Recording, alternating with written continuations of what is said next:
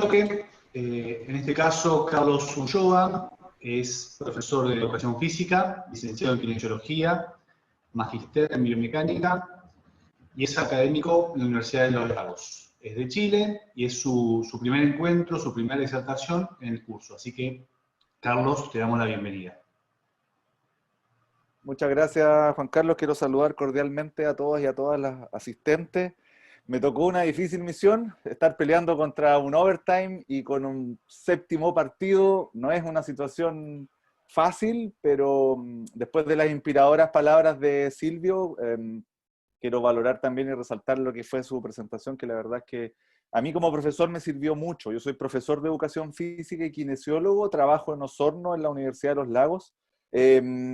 Y me encanta, y con esto quiero partir, digamos, que VHI Sports haya dado el lujo, o que también lo haya considerado, darle una visión pedagógica a las lesiones deportivas, que es el tema que hoy día vamos a tratar.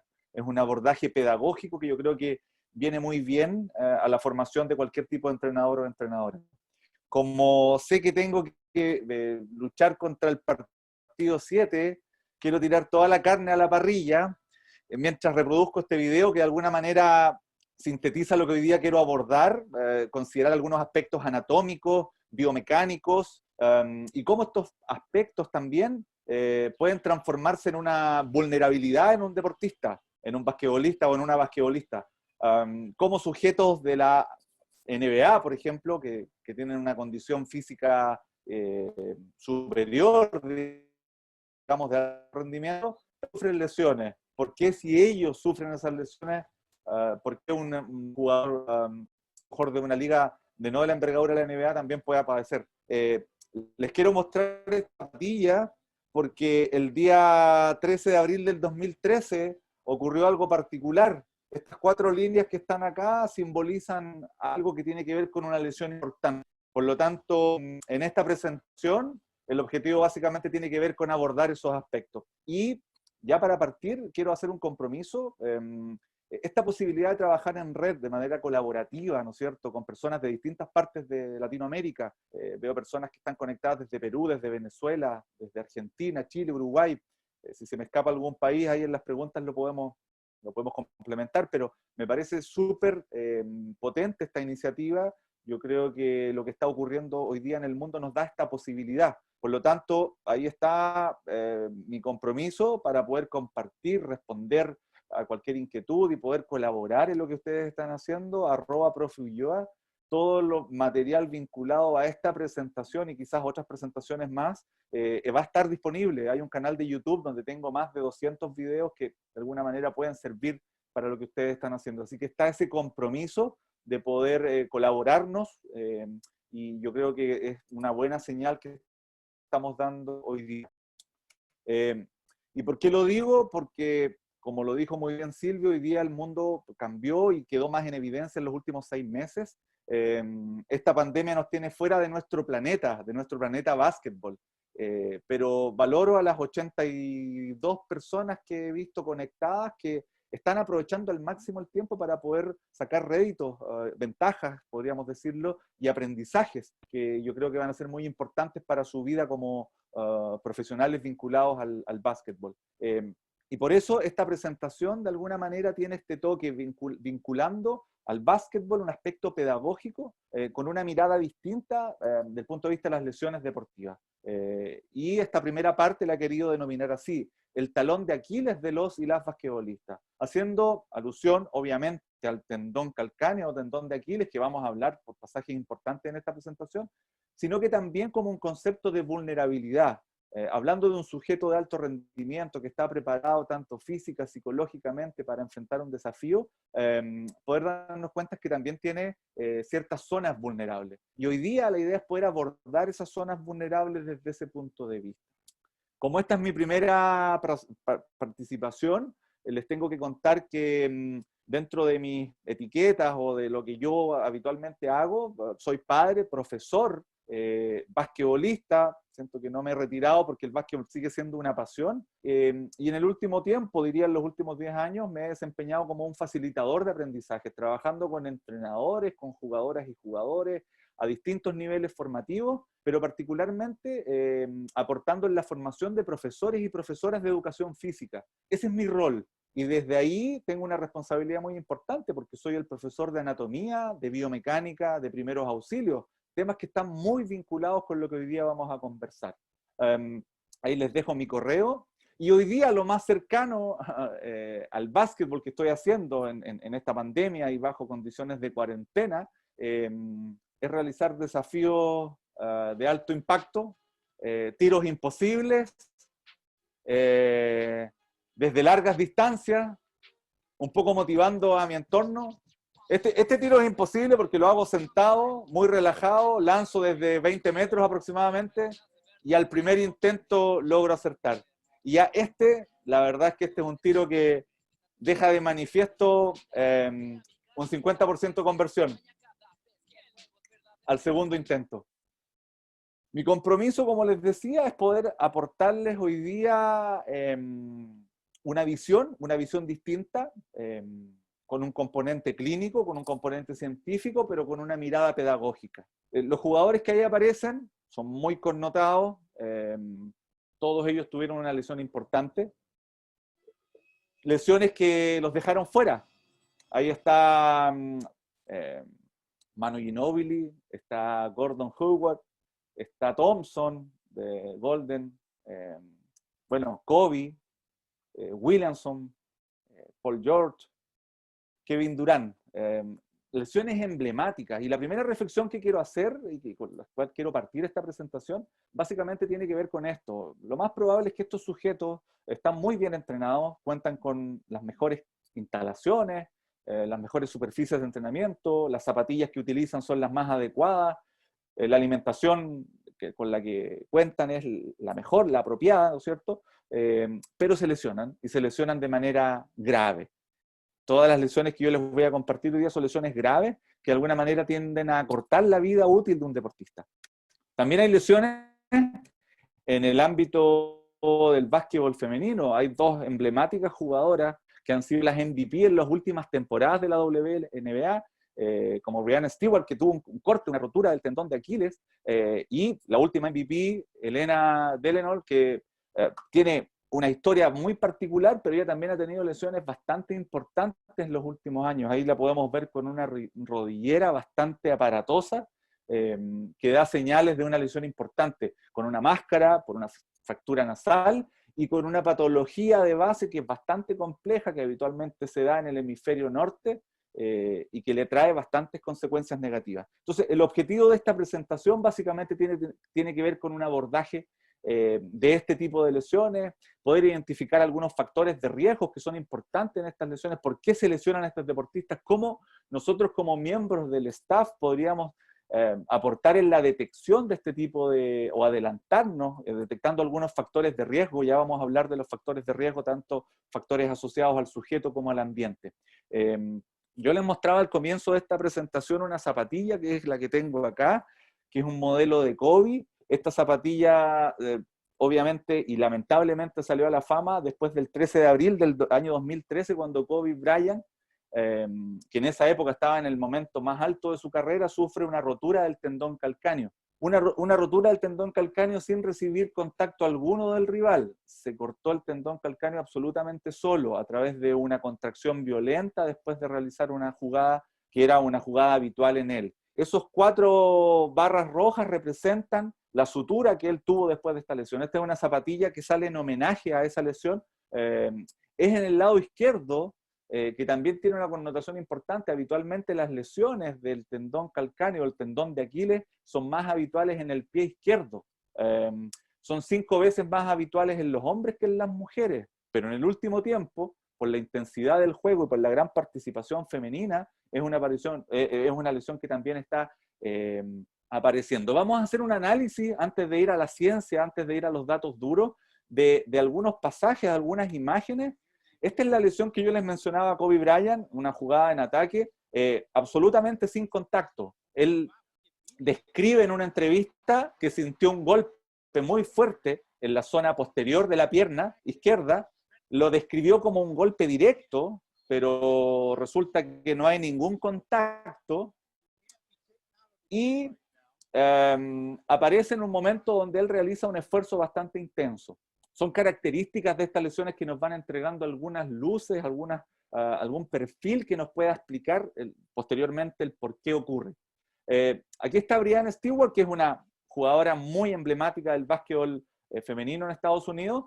El mecanismo de lesión aquí es distinto, porque ella al momento de lanzar cae sobre la rival y somete a tensión máxima su pierna, digamos, y en ese momento, al momento de caer, realiza un movimiento en dorsiflexión que le genera la ruptura. O sea, si se dan cuenta, son dos lesiones de ruptura del tendón de Aquiles, pero con mecanismos distintos. Y la última quizás, y también muy mediática porque fue en una final, después de haber estado lesionado, Kevin Durant tenía una lesión muscular, de alguna manera se apura su vuelta porque era un partido importante y sufre esta lesión que hasta los días de hoy lo tiene fuera de las canchas. Si se dan cuenta, tiene un mecanismo muy similar al de Kobe Bryant. Aquí aparecen algunos gestos que son muy repetidos en el básquetbol, que tienen que ver con cambios de velocidad, con cambios de dirección abrupta. Se palpa inmediatamente la región posterior. En la repetición a cámara lenta se puede observar posteriormente cómo se genera un latigazo en la región posterior.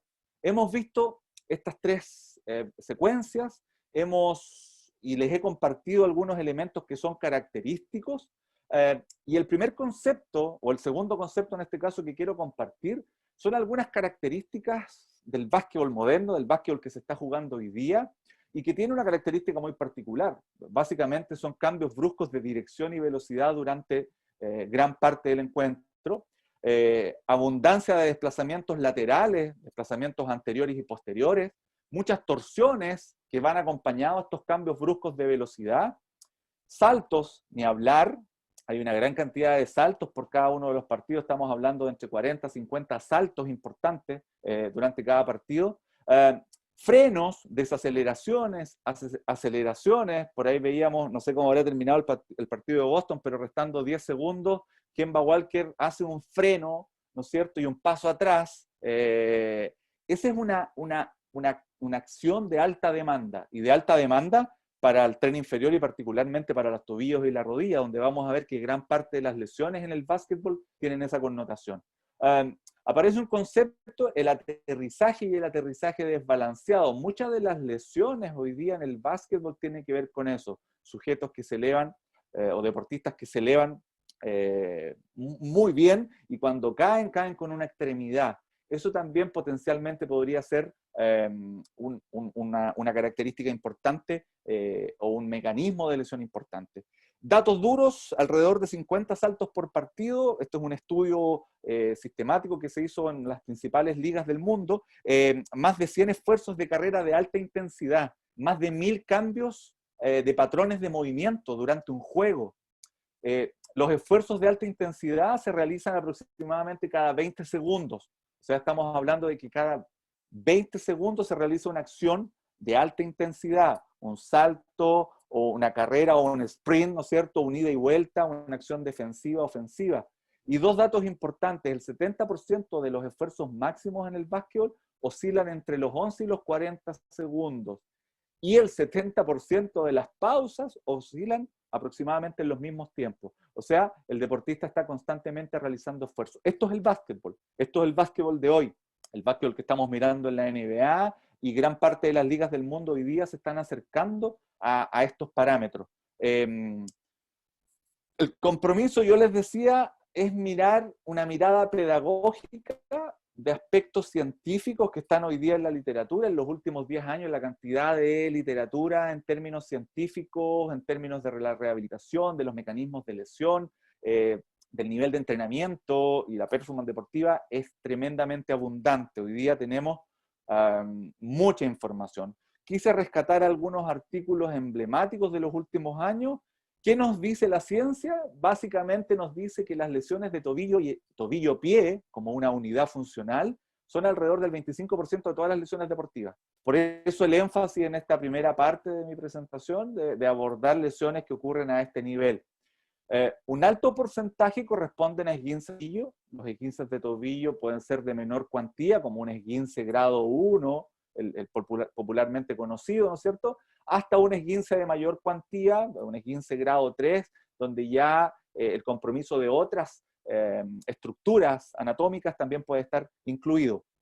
¿Por qué quiero partir con esto? Y por eso este juego de palabras con este concepto de talón de Aquiles que señala una vulnerabilidad, una debilidad en el sujeto, porque hay lesiones como la rotura del tendón de Aquiles o el tendón calcáneo para los más puristas en términos del concepto anatómico, ya vamos también a explicar algunos temas relacionados con eso, son lesiones que alteran la vida del deportista, ¿no es cierto? Que alteran la carrera del deportista. Una lesión de este tipo es una lesión de gran cuantía. Imagínense que una rotura del tendón de Aquiles requiere una rehabilitación fundamentalmente quirúrgica, que oscila entre los 4,8 meses.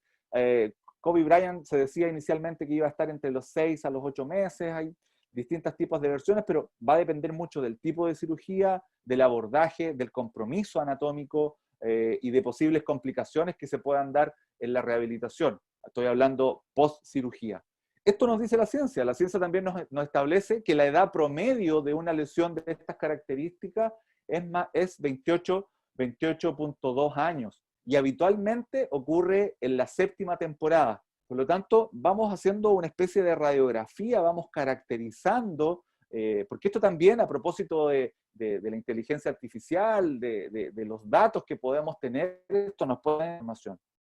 Les decía hace un rato que es más frecuente esta lesión en hombres que en mujeres, pero en el último tiempo se ha visto un aumento de las lesiones en el básquetbol femenino, y es más frecuente en el pie izquierdo, cosa que calza perfectamente con lo que yo les comentaba a propósito de la lesión emblemática de Kobe Bryant.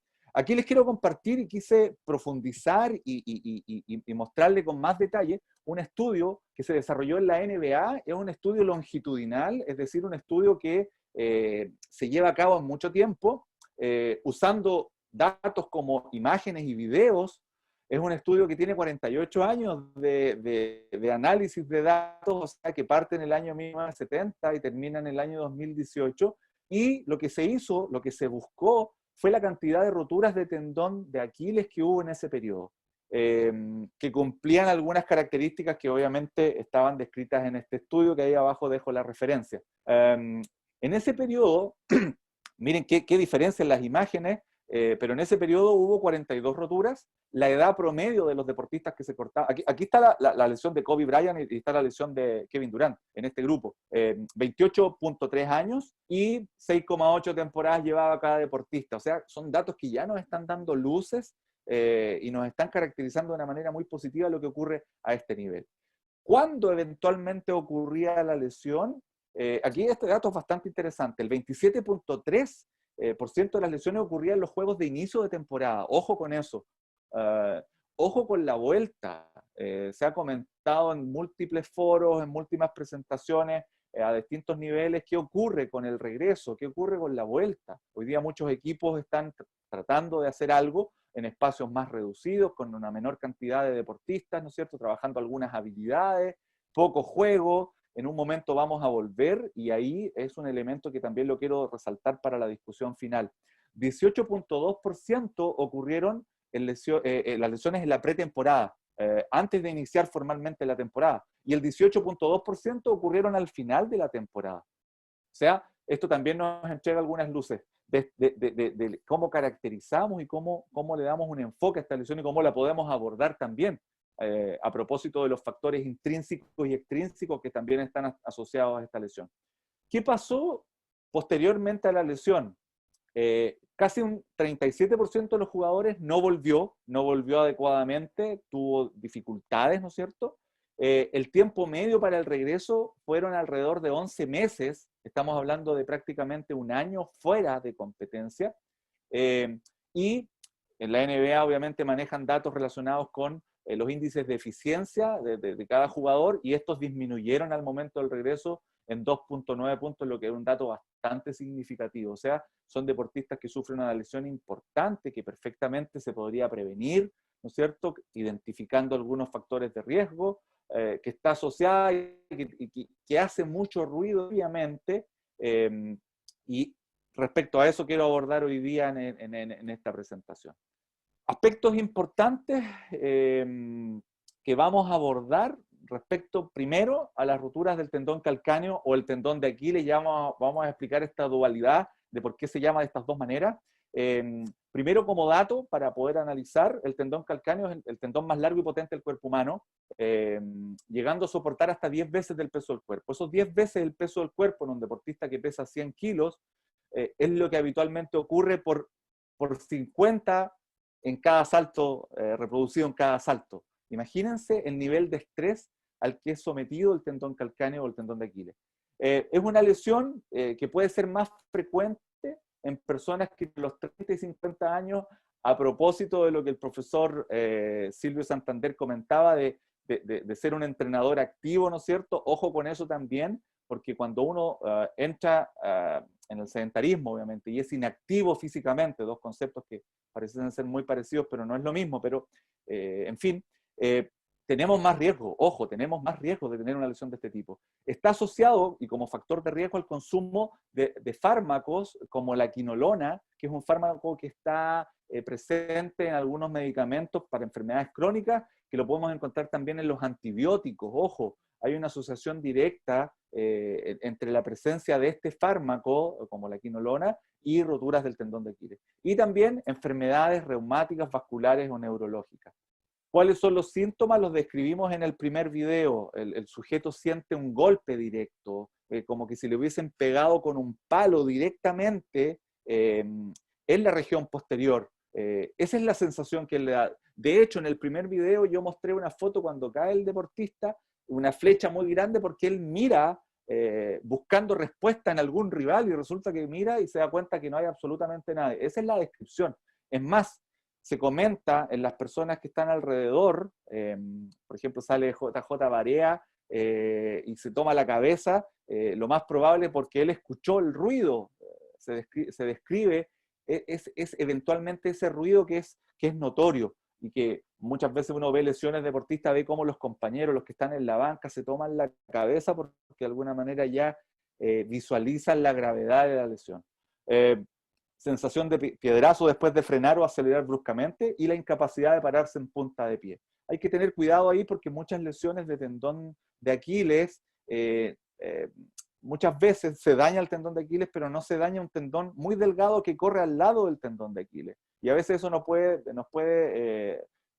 entregar, digamos, equivocaciones en el diagnóstico inicial, que se realiza de una manera más clínica y posteriormente va acompañado por algunas imágenes que son evidente, como lo aparece ahí. Primero una exploración física, algunos antecedentes clínicos, ¿no es cierto? Habitualmente se siente o lo describen así como un vacío, cuando la persona pasa la mano por posterior siente un vacío, que se llama un gapo, un vacío palpable, y al momento de contraer el tríceps sural, los gastrocnemios y el sóleo, habitualmente no hay respuesta del tobillo, y eso ya me está entregando información bastante compleja.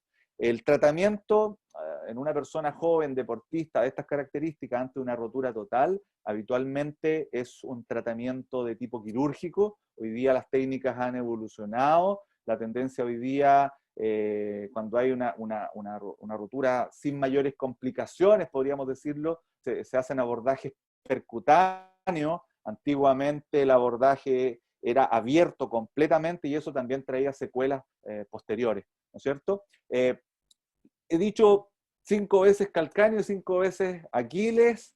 Aquí les quiero contar la firme, el por qué ocurre esto. Todos conocemos el tendón de Aquiles, es parte de una historia emblemática, mítica, griega, ¿no es cierto? Hablaba de una diosa que tuvo un hijo, ¿no es cierto? La diosa se llamaba Tetis, el hijo, el padre de este niño que se llamaba Aquiles se llamaba Peleo. Tuvieron un hijo, este hijo ya venía con proyecciones de ser un guerrero notable, poderoso, indestructible, así decía esta mitología griega, y la madre, para confirmar esto, lo sumerge en las aguas del río Estigio como una forma de entregarle esta protección y esta inmortalidad finalmente. Pero ocurre algo, que cuando toma a Aquiles, lo toma de los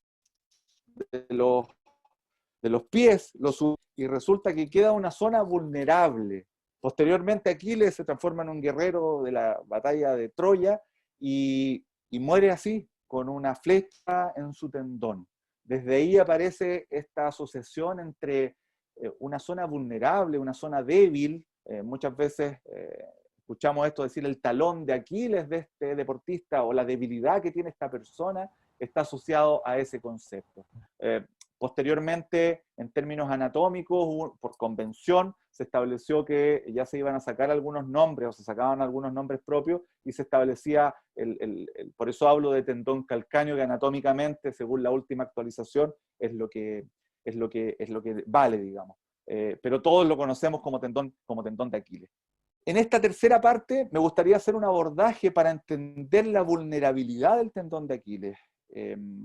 Y esto es un elemento muy importante porque al conocer la ubicación, la estructura, la forma y la función, podemos entender algunos conceptos. Esto va a ser una mini clase de anatomía, esta parte, de anatomía, biomecánica, con un abordaje muy pedagógico, con conceptos muy entendibles, para que después podamos conversar y lograr reflexionar en torno a, efectivamente, el tendón de Aquiles o el tendón calcáneo tiene algunos aspectos que podrían hacerlo vulnerable, que si no los consideramos, obviamente podemos entrar en esta tragedia que significa para un basquetbolista tener una lesión de estas características. Lo primero, la ubicación. El tendón calcáneo o tendón de Aquiles está ubicado en el segmento pierna, ¿no? El segmento pierna va entre la rodilla y el tobillo, en la región posterior o en la parte de atrás, le llamamos pantorrilla, ¿no es cierto?, donde están los músculos gemelos o gastrocnemios, en conjunto con otro músculo que lo vamos a ver ahí, que se llama sóleo.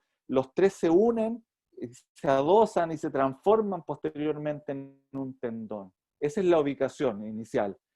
Donde está la flecha amarilla es una zona donde habitualmente se presenta esta vulnerabilidad, y es lo que vamos a abordar hoy día, y lo vamos a tratar de entender desde el punto de vista anatómico, biomecánico, fisiológico, vascular, desde el punto de vista del aporte sanguíneo que llega a esa zona. Como les decía anteriormente, el tendón calcáneo o el tendón de Aquiles es un tendón muy potente. Se han hecho estudios respecto a la resistencia que tiene este tejido y se han encontrado con sorpresas muy importantes. O sea, es un tejido altamente resistente si se compara con cualquier otro sólido. Imagínense, así de potente es el tendón de Aquiles. Aquí ya sacamos algunas estructuras, nos situamos anatómicamente en la región del pie, del tobillo y para la pierna, ¿no es cierto? Y lo que aparece en blanco, mostrado con la flecha amarilla, es básicamente el tendón de Aquiles. Es un tendón bastante grueso, muy resistente, y que proviene de un grupo muscular que está ahí, mostrado primero con las dos flechas verdes, esos músculos que vienen desde arriba, que son muy importantes para el basquetbolista, porque tienen intervención en el salto, en los frenos, en el desplazamiento. Son los músculos llamados gastrocnemios o gemelos. Un gastrocnemio que va por dentro y un gastrocnemio que va por fuera. O sea, tenemos dos gemelos, esa es la razón de su nombre. Y más profundamente, donde muestra la flecha roja, encontramos un músculo que está en la profundidad, que es un músculo que tiene algunas características muy particulares. Ese músculo se llama sóleo, y la gracia que tiene el sóleo básicamente es que es un músculo que nos ayuda y nos aporta, por ejemplo, para mantenernos de pie. Yo hoy día estoy haciendo esta presentación de pie, vi la presentación de Silvio también de pie, por lo tanto es un músculo que hoy día ha tenido mucho trabajo porque, claro, no estoy haciendo sentadillas, no estoy haciendo saltos, pero es un músculo que ha estado durante 2 horas completamente activo. A ese tipo de músculos les llamamos músculos posturales o antigravitatorios, así como los músculos de mi cabeza, los de mi abdomen o los de mi tronco, que me permiten estar de pie y en una posición erguida. Por lo tanto, ahí ese es un elemento importante también porque es un músculo, el sóleo, que tiene características más bien de un músculo, antiguamente se le llamaba de fibras lentas, ¿no es cierto?, que está en un lugar donde se realizan movimientos muy explosivos. Y ahí aparece una primera teoría que después la voy a profundizar en torno a la incoordinación que podría existir, o la poca coordinación entre estos grupos musculares, que producto de la fatiga quizás podría ser un atenuante para tener una lesión de estas características. La flecha amarilla es donde terminan todos estos músculos. Recordar un concepto básico de la anatomía: los músculos finalmente se conectan al hueso a través del tendón. A diferencia de los ligamentos, que vamos a verlo más adelante cuando veamos las lesiones a nivel de rodilla, son estructuras que estabilizan una articulación, pero no tienen ninguna relación con los músculos. Por lo tanto, aquí es importante también notar esa diferencia. La flecha amarilla está mostrando un lugar muy particular que ya lo vamos a explorar, y lo vamos a explorar con un microscopio para ver qué es lo que hay ahí que hace que esa zona sea vulnerable, no solamente desde el punto de vista mecánico, sino que también desde el punto de vista de la circulación de sangre que hay en esa zona, que son dos elementos que hay que tomar en cuenta. Una visión lateral de la musculatura que está ubicada a nivel del tobillo, músculos que lo que están haciendo particularmente es darle estabilidad al tobillo y al pie en general, ¿no es cierto? Hoy día vemos en el mercado de productos, desde el taping, desde los gajes, ¿no es cierto?, elásticos, pasando por las braces o las tobilleras, que también es un tema polémico que lo vamos a conversar quizás al final de la presentación o en la segunda parte, el próximo 1 de octubre. Si se dan cuenta, haciendo este barrido, este análisis, encontramos la flecha verde. Yo les decía que la flecha verde es el lugar donde habitualmente ocurren algún tipo de alteraciones. Lo primero, considerar que este tendón se adosa al hueso, específicamente al hueso del pie, o el talo también se llama, específicamente a una zona del hueso calcáneo, por eso tiene este nombre de tendón calcáneo. Ahí hay una especie de tuberosidad bastante rugosa que es donde se inserta este tendón. Aquí viene lo particular. Son menores las lesiones que ocurren a nivel de la inserción. Particularmente las lesiones ocurren, y saquen la cuenta, entre 2 a 6 centímetros por sobre esa flecha amarilla. O sea, estamos hablando del cuerpo del tendón, no una lesión en la zona de la inserción, donde se conecta el hueso, ¿ya? Ese es un tema también que vamos a analizar. Ahí está. El punto verde me está señalando el lugar donde habitualmente ocurren, el lugar donde se inserta el tendón calcáneo. Pero el lugar donde ocurren las lesiones habitualmente entre 2 a 6 centímetros. Vamos con la primera teoría que la vamos a abordar hoy día y que tiene que ver con esto. Y esto es súper importante saber. No es necesario ser el kinesiólogo o el fisioterapeuta del equipo para manejar este tipo de datos. Por eso me parece muy, muy positivo que hoy día entrenadores de distintos niveles, de distintas categorías, puedan tener la posibilidad de poder reflexionar en torno a estas temáticas. Estoy seguro que muchos y muchas de ustedes ya conocen estos temas, pero siempre vale la pena hacer un recuerdo y un vistazo. Si se dan cuenta, la región que está pintada en verde coincide con los 2 a 6 centímetros de la imagen anterior, ¿no es cierto? Y esa es una zona que se ha declarado como una zona, y así se conoce como una zona de relativa hipovascularidad. Lo traduzco inmediatamente. Una zona particular que coincide con los 2 a 6 centímetros, donde existiría un menor aporte sanguíneo por la menor presencia de vasos sanguíneos. O sea, hay una zona del tendón que tiene que ver con la raza humana, donde esa zona recibe menor aporte sanguíneo. Hay que recordar que la sangre lleva a todos los tejidos nutrientes y oxígeno. Y obviamente cuando tenemos una zona con una menor cantidad de aporte sanguíneo, vamos a tener también menos oxígeno y menos nutrientes. Esta sería la razón y una de las teorías del por qué se transforma esta zona en un talón de Aquiles o en una zona vulnerable para cualquier deportista.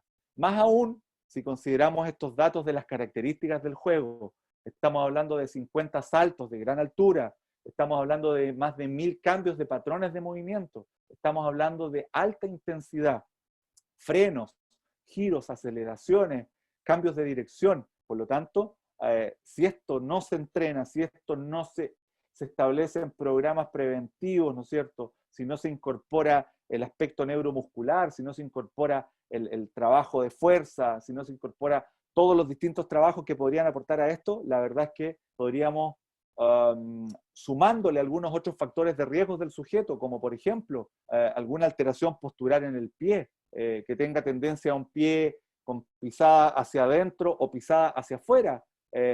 ¿Cómo podría influir, por ejemplo, la elección de la zapatilla, el uso de algún elemento preventivo, como el brace, como un tape, como un vendaje? ¿Cómo podría influir el índice de masa corporal del sujeto? Que, ojo, hay una relación importante ahí. Índices de masa corporal alto, o sea, la relación talla-peso, a lo mejor alterada, también podría tener una incidencia.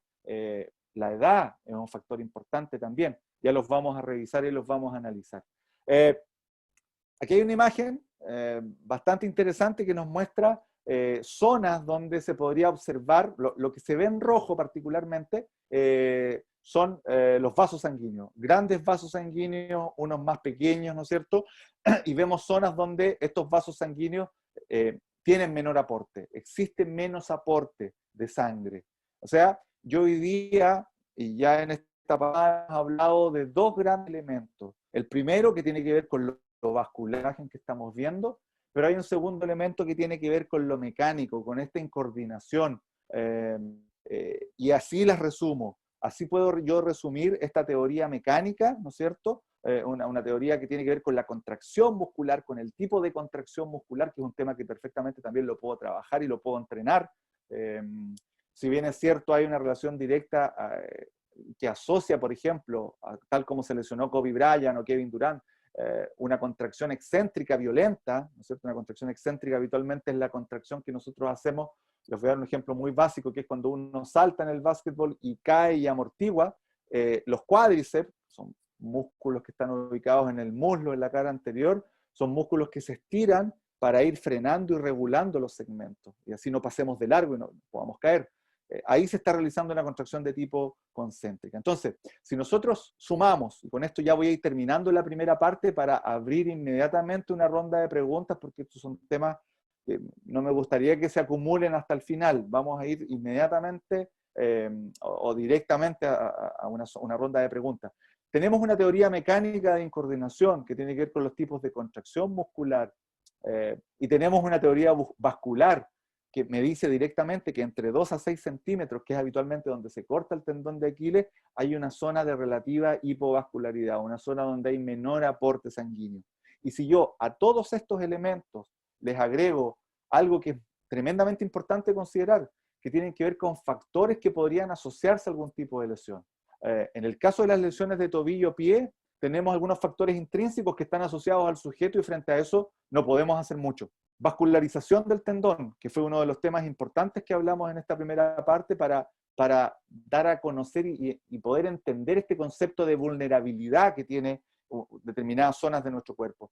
La disfunción o alteración entre el gastrocnemo y el sóleo, que es un poco lo que yo les planteaba a propósito de las características de esta musculatura, fundamentalmente el sóleo, que es un músculo antigravitatorio, relativamente más lento, con un predominio de fibras de tipo roja, ¿no es cierto?, como se les llamaba antiguamente, o fibras de una activación más lenta, ¿no es cierto?, como se les llama hoy día.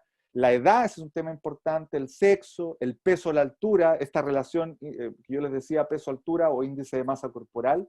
Alteraciones posturales, como por ejemplo una alteración en el eje del retropié, un pie con tendencia a apoyar hacia adentro o hacia afuera, y finalmente la inestabilidad del tobillo, algunos esguinces anteriores. Hay que recordar que un esguince, por más leve que sea, si no se trata de la manera adecuada, puede dejar secuelas por 6 hasta un año, 6 meses hasta un año. Y ese esguince se podría transformar en un evento de inestabilidad que podría transformarse en un factor de tipo intrínseco. Y también tenemos factores asociados a lo que perfectamente pueden manejar ustedes como miembros de un staff de trabajo en el básquetbol.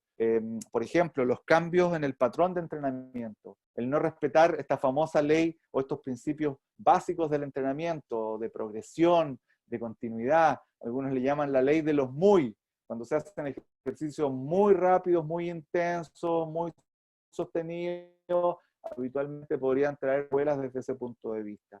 Una mala técnica de entrenamiento. Hoy día yo he escuchado varios preparadores físicos que ya se están preocupando de la técnica de carrera y están buscando relaciones entre la técnica y la forma de correr y cómo podemos optimizar la energía para correr de mejor manera. Lesiones previas, que hoy día es un tema que podría perfectamente, tanta pausa que se han tomado los deportistas en términos de la intensidad del entrenamiento, podrían aparecer. Calzado inadecuado, sí, hay una relación entre el tipo de calzado. Hoy día vemos que la industria de las zapatillas se ha especializado a tal nivel que el 1 tiene un tipo de zapatilla, el 2, el 3, el 5 hay zapatillas.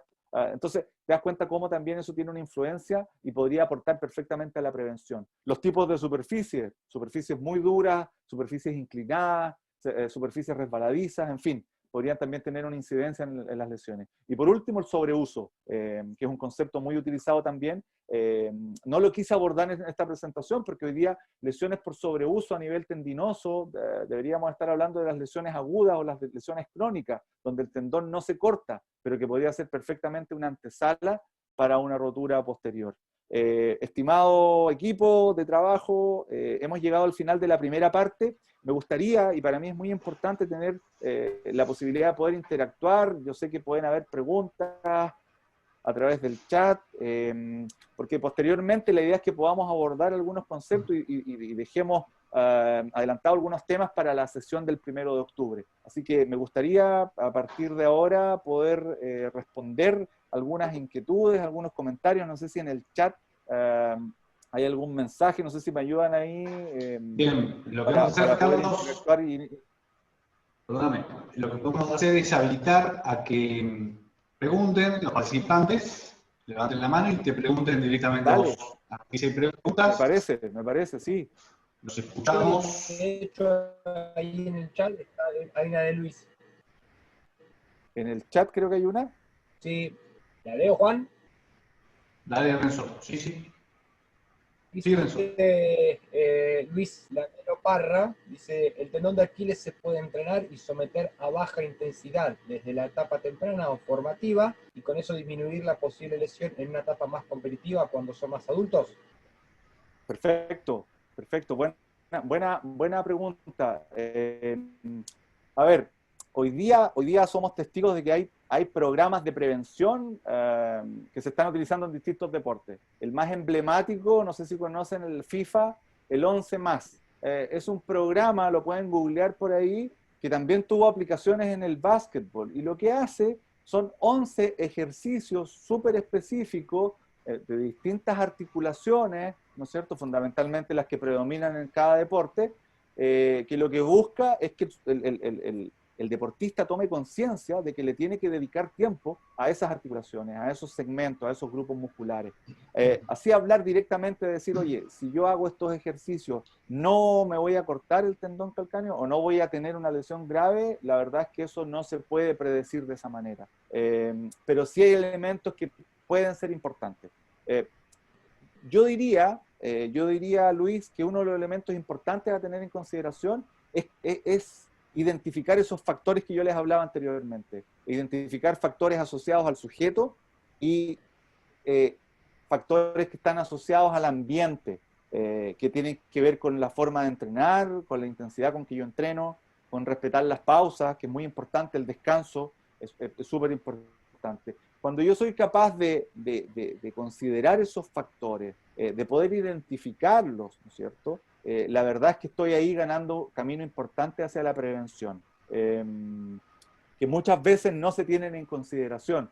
Y ese es el llamado, no sé si llamarlo llamado de atención, pero sí, si alguien está moviendo programas de prevención y hace que sus deportistas le destinen tiempo antes del entrenamiento y después del entrenamiento a este tipo de variables, va a ser bastante interesante. Que los ayuden, por ejemplo, que es un tema de eterna discusión, la elección de una zapatilla en un deportista joven muchas veces está mediada por la moda, porque apareció el modelo, la LeBron 25, y todos tienen la LeBron 25, y yo la quiero tener también porque está de moda, pero nunca se preguntaron si esa LeBron 25 para el pie de ese deportista, que a lo mejor tiene una deformación en el retropié, a lo mejor tiene un evidente sobrepeso, a lo mejor va a ser una zapatilla que no es la adecuada para él. Entonces, yo creo que aquí lo importante es considerar esos factores, ese listado de factores que están asociados al sujeto, pero que también están asociados al ambiente y que yo como entrenador o entrenadora perfectamente los puedo regular, los puedo modificar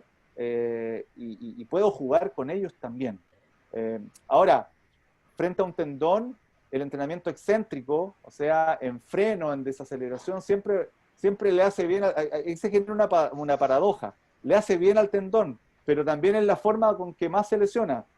Habitualmente el tendón calcáneo se rompe a partir de una contracción excéntrica, que es una contracción cuando el tendón se estira, digamos, a partir del músculo o a través del músculo.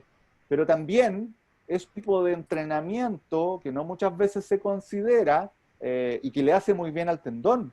Reordena sus fibras, las alinea, ¿no es cierto?, frente a una lesión eventual. Entonces, desde ese punto de vista, yo diría que sería importante considerar estos factores, tanto intrínsecos como extrínsecos, asociados no solamente a lesiones del tendón, sino que a cualquier tipo de lesión. Bien. Patricio Robles, de Chile. Sí, ¿me escuchan bien?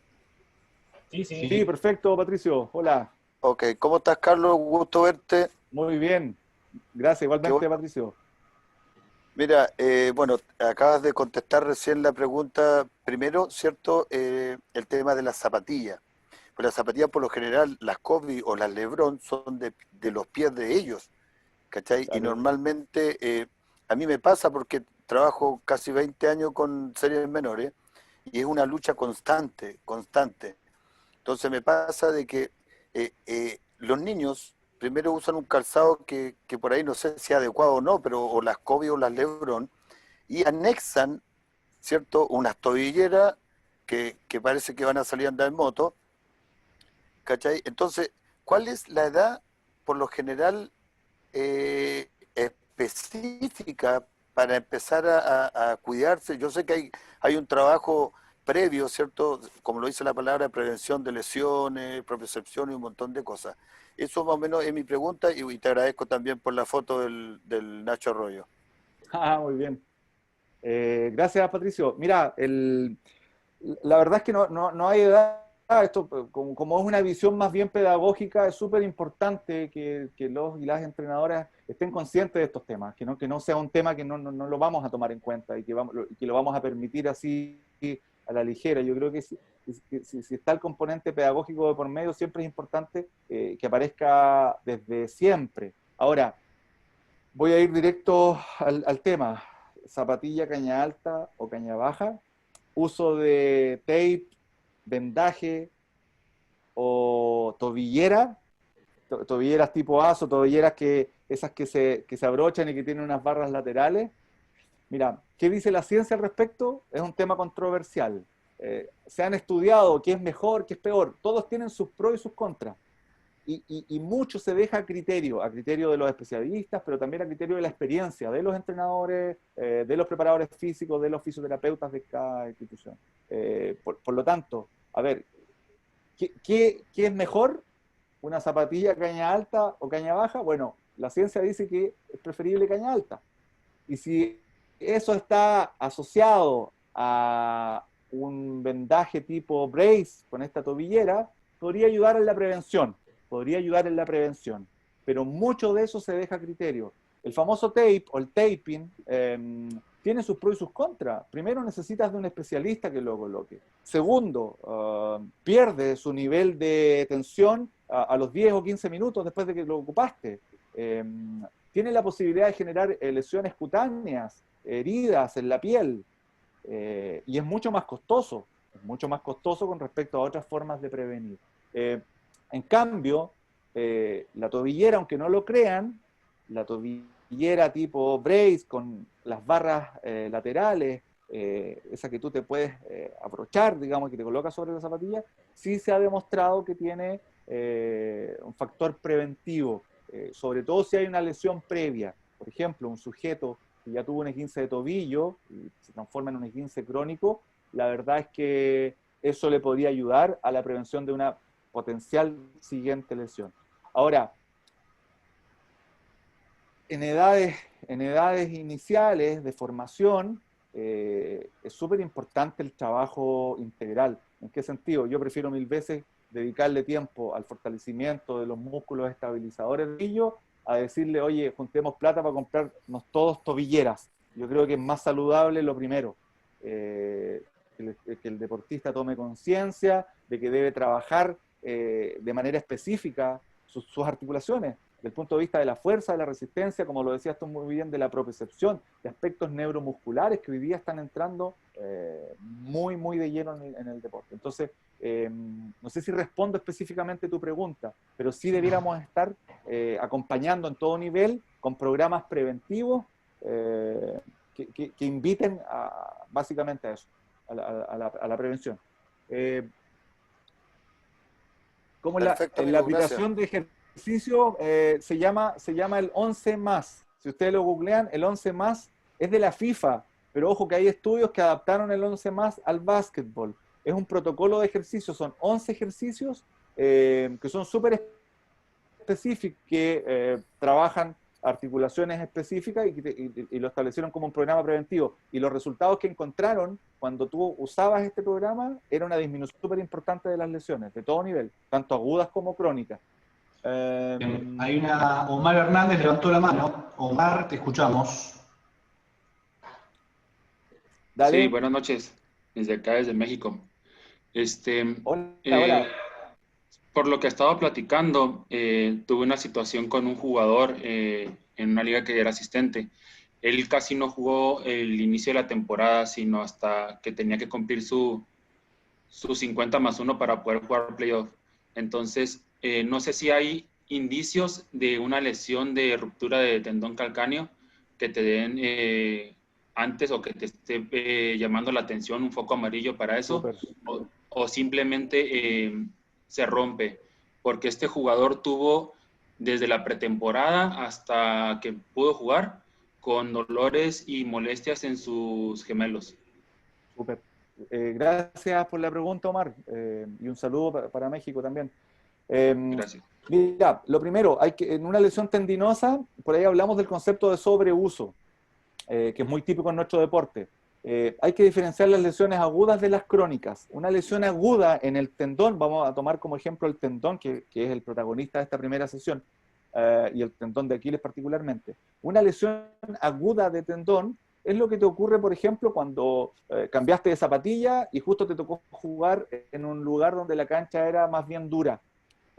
Cambio de zapatilla, cancha dura, una combinación, sobreexigiste tu tendón y terminaste con mucho en ambos tendones. O sea, tienes una tendinopatía aguda, una alteración al tendón de características agudas, que si tú la tratas de manera adecuada, modificas la actividad, usas todas las medidas preventivas, fisioterapéuticas, en fin, lo más probable es que no dure más de 2 o 3 semanas. ¿Sí?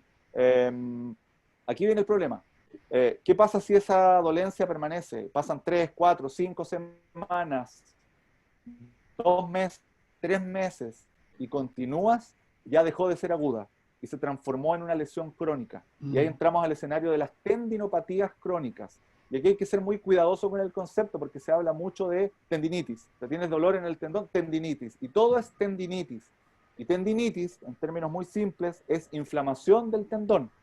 Pero muchas veces tú no tienes nada en el tendón está absolutamente sano y lo que está alterado son las envolturas del tendón. El tendón tiene esa característica que tiene como un envoltorio por fuera y aparecen otros tejidos de características muy similares al tendón que se inflaman.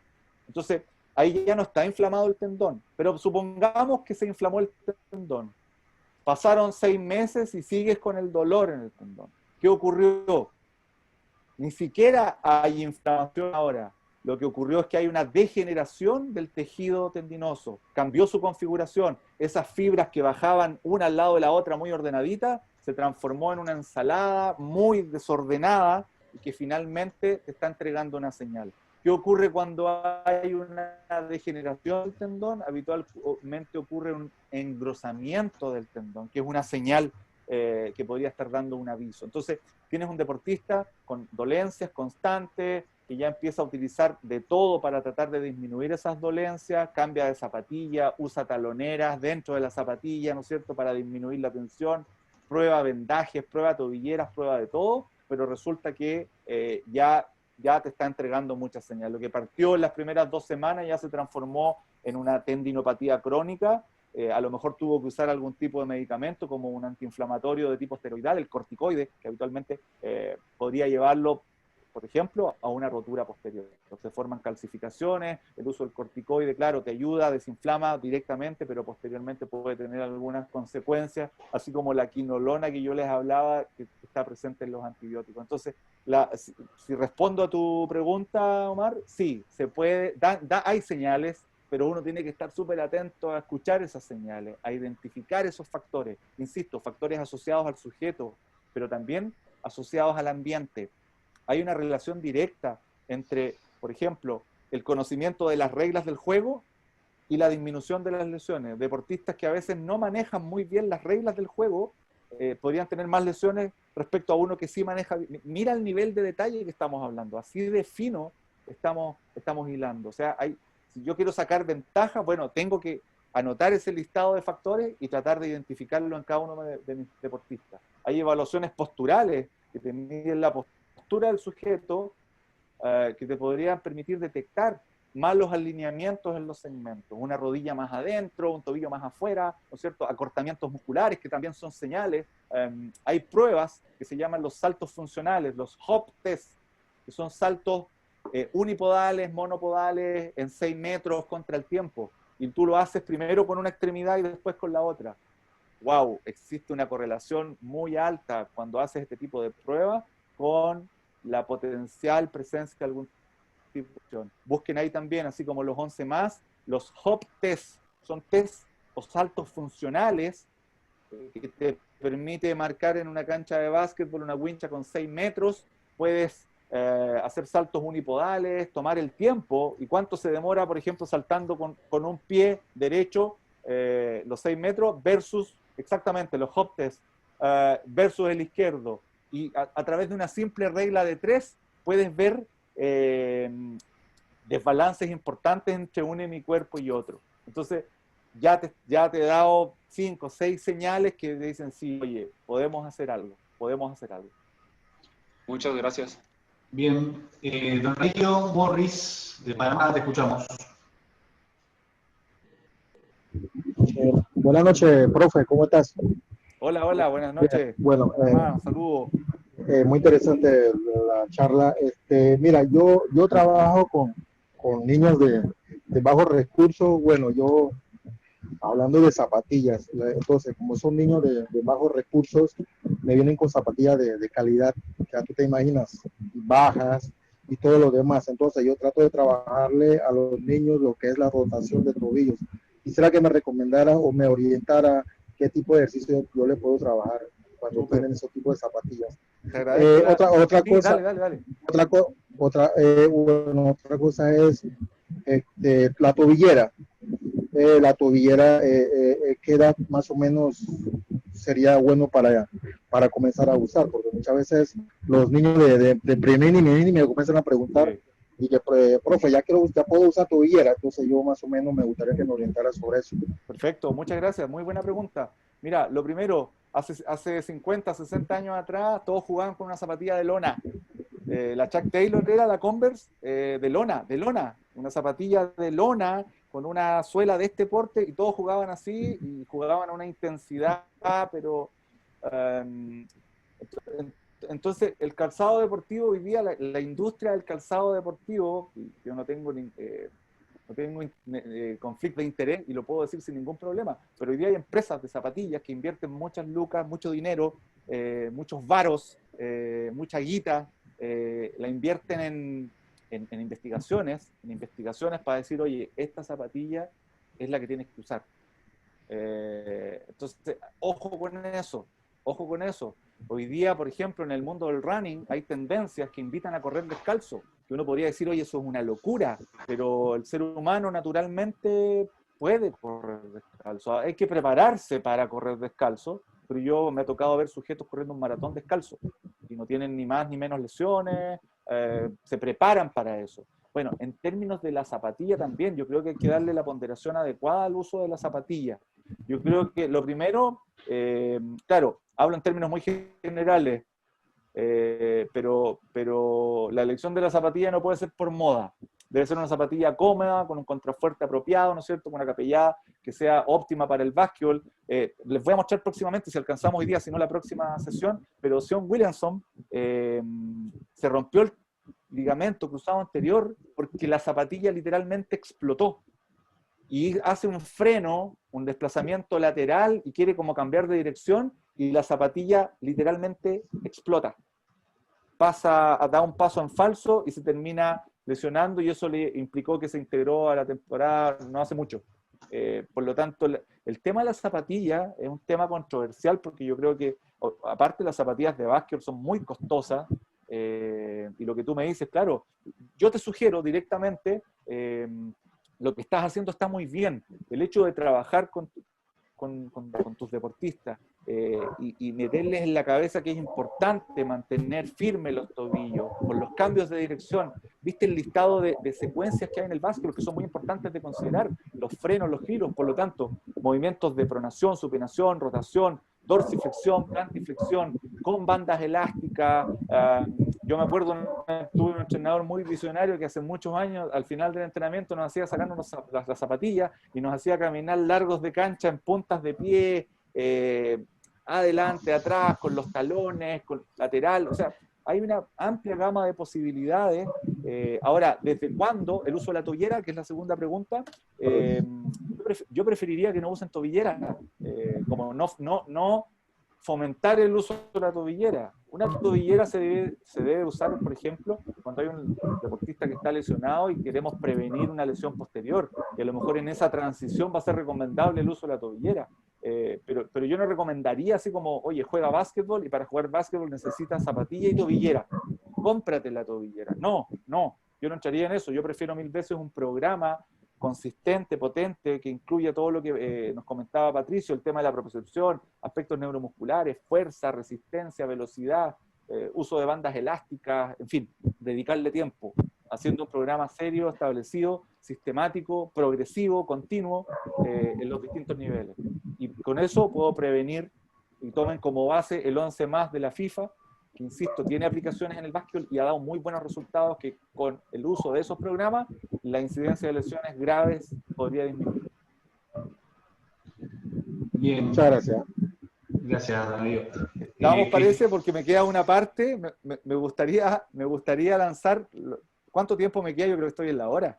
Sí, había una pregunta más de Cristóbal Jara, pero decime, ¿qué querés hacer?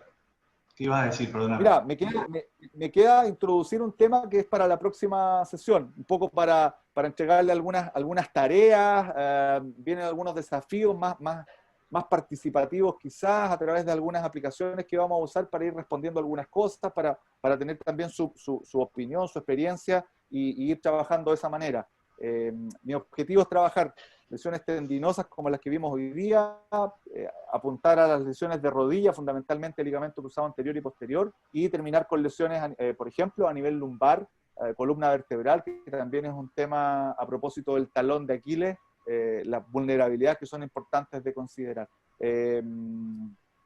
Agradezco las preguntas, creo que es muy importante esta interacción que hemos tenido. Solo quiero compartir algunos conceptos que un poco lo que vamos a abordar, así como casi como me salió lo profe, lo que vamos a ver la próxima sesión, y que tiene que ver con, no sé si ven ahí la pantalla. Sí, se ve bien.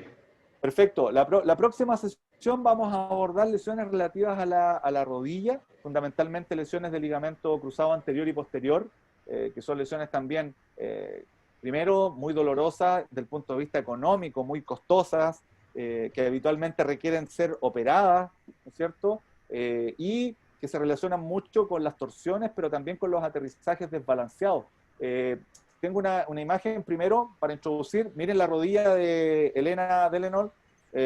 No se cortó el ligamento, pero el mecanismo de lesión aquí lo van a repetir. Miren la rodilla, la rodilla izquierda, cómo se dobla, pero se dobla en sentido contrario, donde no se debiera doblar, ¿sí?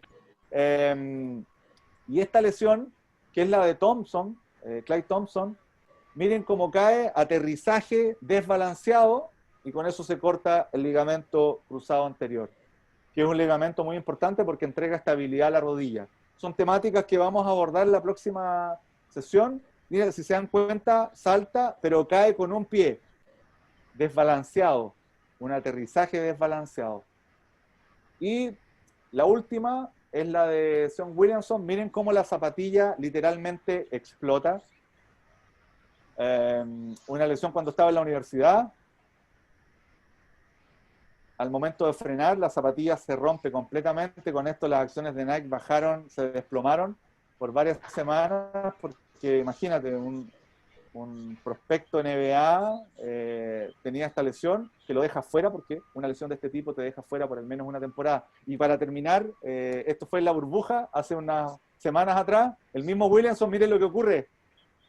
Miren la cara que pone porque se le sale de nuevo la zapatilla. Esta vez no se rompió, pero miren la cara que pone.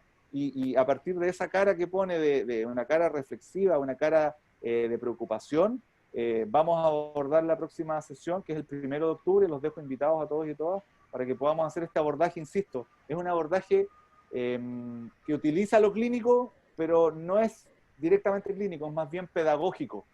Y eso es lo que a mí, bueno, en el mundo en que yo me muevo, tiene que ver con lo pedagógico, como les decía, con la formación de profesores y profesoras de educación física. Así que yo valoro mucho este tipo de instancias. Ya les dejé ahí algunas redes sociales para que podamos interactuar, porque hoy día el mundo es de colaboración, así que estoy abierto a recibir cualquier tipo de inquietud, posibilidades de colaborar, abordajes más bien pedagógicos, entregando herramientas concretas para poder tratar un tema que yo creo que es muy común con la práctica deportiva. La cantidad de lesiones en el mundo producto del deporte son una barbaridad. Y en el básquetbol, y el tipo de lesiones que están en el básquetbol también tienen un patrón en común. Así que les agradezco, valoro mucho que hayan estado conectados cuando hay un séptimo partido. Así que más se valora aún su participación. Carlos, discúlpame, Pablo. había una última pregunta de Cristóbal Jara, la hacemos y ya Dale, después dale. cerramos, ¿sí? Cristóbal, te escuchamos. Dale.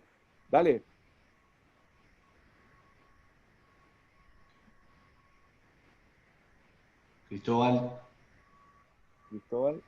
Ahí le pregunté para habilitar micrófono, capaz que... A ver si me está escuchando. No, dice que el internet de él está mal, por eso puso la pregunta. Perfecto, ¿la podemos dejar para la próxima semana? ¿O la podemos... Dejamos para la ¿Querés que te la lea, Carlos? ¿Perdón? No, sé que si querés que te la lea.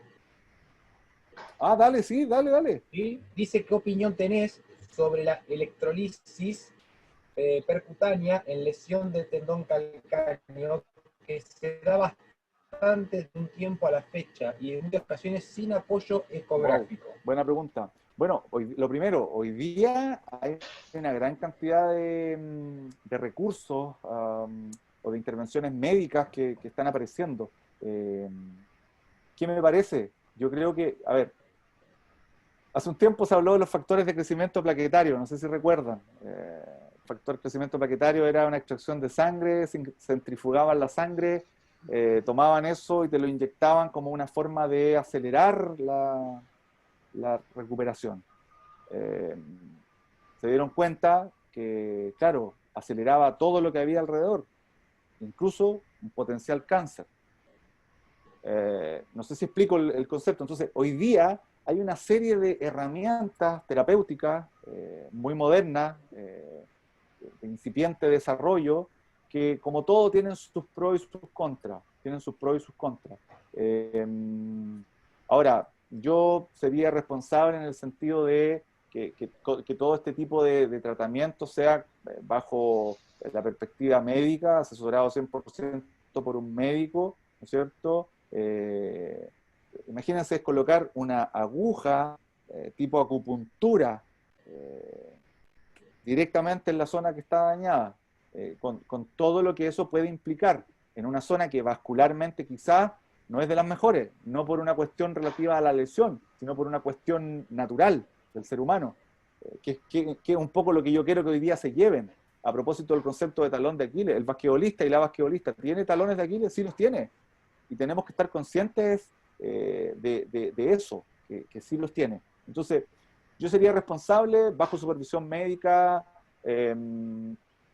Hoy día hay mucho profesional de la salud que quizás ofrece distintos tipos de servicios. Yo chequearía muy bien la información porque muchas veces, ese tipo de alternativas podría transformarse finalmente en una doble amenaza para la lesión del deportista. Así que sí, es una alternativa, como muchas otras más, es como la eterna discusión entre vendaje elástico, tape y brace o tobillera, que es mejor, va a depender mucho del criterio de las características del deportista. Lo que le pasó a Kevin Durant, quizás no debió haber vuelto a jugar la serie, pero parece que era una final importante y volvió antes de tiempo. Entonces, todo va a depender del criterio. Yo creo que complementado con otras técnicas, con otras herramientas bajo supervisión médica, me parece que por ahí va el camino. Así que tampoco Bueno, lo satanizo, tampoco lo... Carlos, te comento que en el chat hay muy buenos saludos, muy buenas referencias Así veo. de tu disertación, Muchas así que gracias. te agradecemos. Muchos no te conocíamos, particularmente yo no te conocía disertando, pero te felicito por la clase que diste. Y bueno, en el chat todos coinciden con lo que digo yo, así que te felicitamos y te agradecemos. ¿Sí? Gracias, Juan Pablo. Era un poco la idea, era una clase, era llevarlos un poco al aula, aportando desde eso.